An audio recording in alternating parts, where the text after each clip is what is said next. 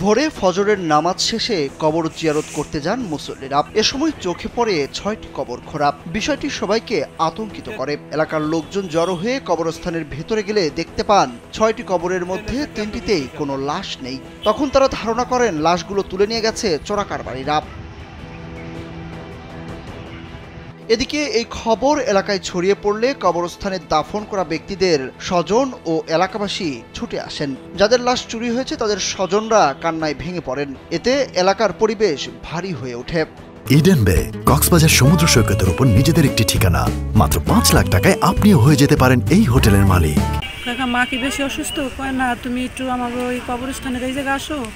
আমার কবরস্থান থেকে ৪-৫টা লাশ উঠে নিয়ে গেছি।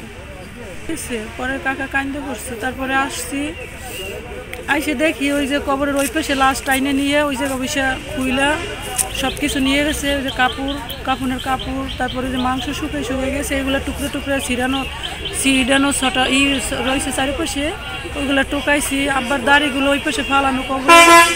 রাতের কোনো এক সময় গোপালগঞ্জের কোটালীপাড়া উপজেলার আমতলী ইউনিয়নের পশ্চিম চিত্রাপাড়া কবরস্থানে এই মরদেহ চুরির ঘটনা ঘটে। পশ্চিম চিত্রাপাড়া কবরস্থানের খোঁড়া ৬টি কবরের মধ্যে চিত্রাপাড়া গ্রামের সাবেক ইউপি মেম্বার লিয়াকত আলী, চাঁদ মিয়া ও বায়েজিদ হোসেনের কবরের লাশ পাওয়া যায়নি।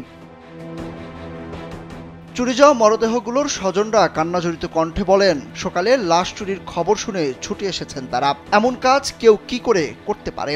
স্বজনদের লাশ উঠিয়ে নিয়ে যাওয়ায় বাকরুদ্ধ তারা। কবরের উপরে দাফনের কাপড়, চুলদারি পরে থাকতেও দেখেছেন তারা। শুধু হাড়গুলো নিয়ে গেছে চোরাকারবারিরা।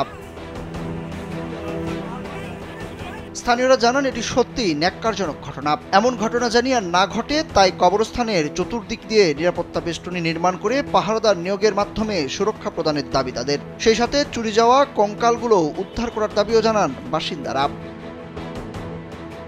সুরুজ আহমেদ, কালবেলা।